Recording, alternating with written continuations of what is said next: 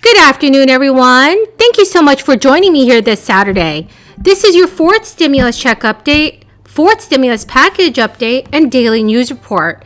This is the latest stimulus news and information from Congress and President Biden. Please make sure to watch until the end of this video to learn how to enter my $75 Walmart gift card giveaway. The federal government expanded the safety net for jobless Americans to a historic degree last year, when the United States was in the throes of its most rapid economic downturn in modern history.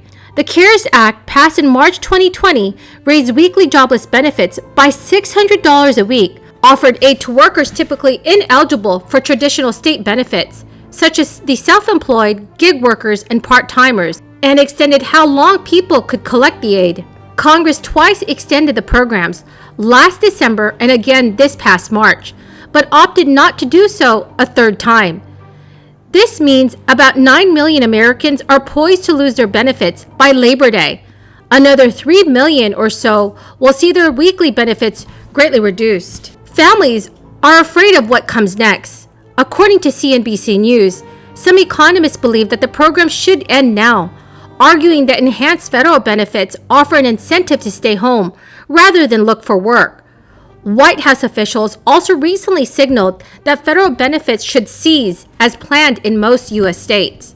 There were a record 10 million job openings during the month of June, which exceeds the number of officially unemployed individuals. That dynamic has led to some economists to question why those who are out of work are not rushing to take available jobs. About half of the U.S. states, primarily led by Republican governors, withdrew from most or all of the federal programs in June or July to encourage people to jump back into the labor market. Treasury Secretary Janet Yellen and Labor Secretary Marty Walsh urged states with high unemployment rates to continue issuing aid to gig workers and the long-term unemployed, using federal funds allocated by the American Rescue Plan. It appears few, if any, plan to do so, though. The United States Department of Treasury declined comment.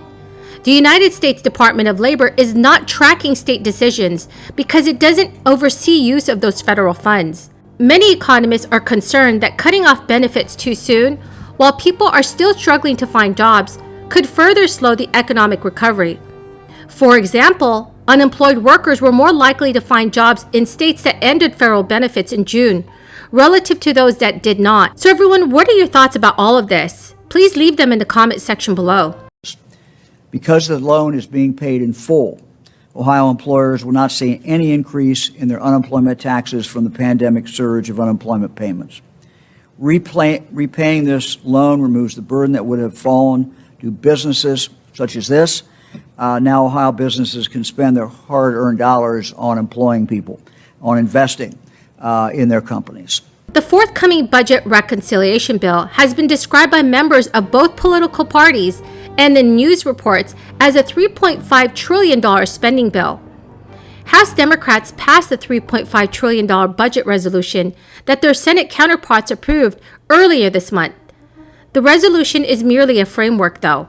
Over the next coming months, lawmakers will write the actual legislative text of this mammoth spending bill, which could usher in the most radical changes to our healthcare system in decades and move the country towards a government-run, single-payer system. It is hard enough to keep Medicare running in its present form.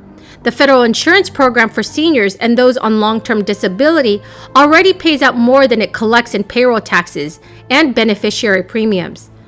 Yet, by some progressive Democrats, believe that expanding Medicare to cover vision, hearing, dental will work just fine. Those additions alone would cost approximately $360 billion over a decade. Moderate House Democrats drew a new set of lines in the sand Friday on a $3.5 trillion budget bill that is a centerpiece of President Biden's domestic agenda. Representatives Stephanie Murphy and Henry Cuellar wrote to House Speaker Nancy Pelosi on behalf of the larger set of moderates. They both stated the budget reconciliation bill must adhere to three overarching principles. The text of the bill would have to be worked out ahead of time between the two chambers in an informal process known as pre-conferencing, so that Democrats do not have to vote on the controversial provisions that won't make it into law. Most of the bill's spending would have to be offset, with an exception for climate change provisions. The exception, which should please the left, comes as a result of lawmakers determining the cost of inaction on climate change, which is not calculated by congressional budget scorekeepers. They want at least 72 hours to read the final legislation before they are asked to vote on it. The demands come in the midst of a battle between Democratic Senator Joe Manchin and congressional progressives over the budget bill and a second measure that would fund physical infrastructure projects and other of Biden's priorities. So what are your thoughts on this, everyone?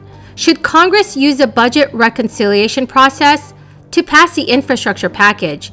Please leave your thoughts in the comment section below. So everyone, thank you so much for joining me here this afternoon. I hope you found this video helpful. The two winners of this week's Walmart gift card giveaway are Lizette Ramos and Ravonda Garris. And congratulations, because we also have a bonus winner, Akila Galbraith. Winners, please make sure to respond to my comment to claim your Walmart gift card. Please enter next Friday's giveaway by subscribing to my channel, liking this video, and commenting below the keyword of the day. Thank you so much, everyone, and have a very blessed Labor Day weekend.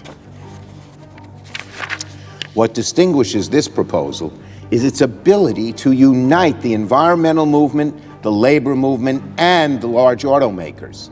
Isn't that a great thing? We used to have the environmental proposals and work and union proposals conflict. No more.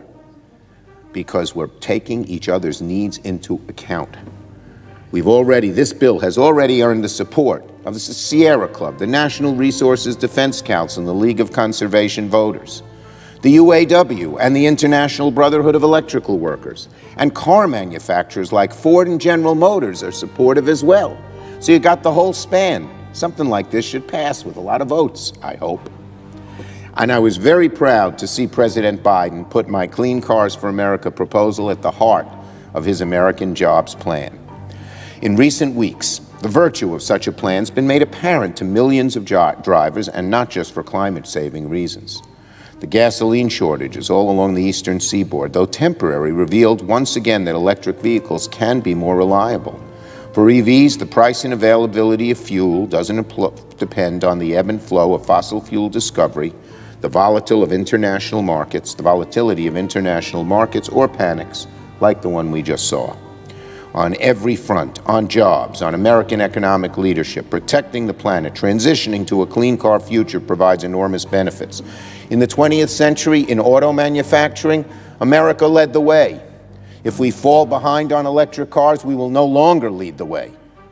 But this legislation has us stay number one and produce lots of good-paying jobs. Hallelujah. So, as the president prepares to go to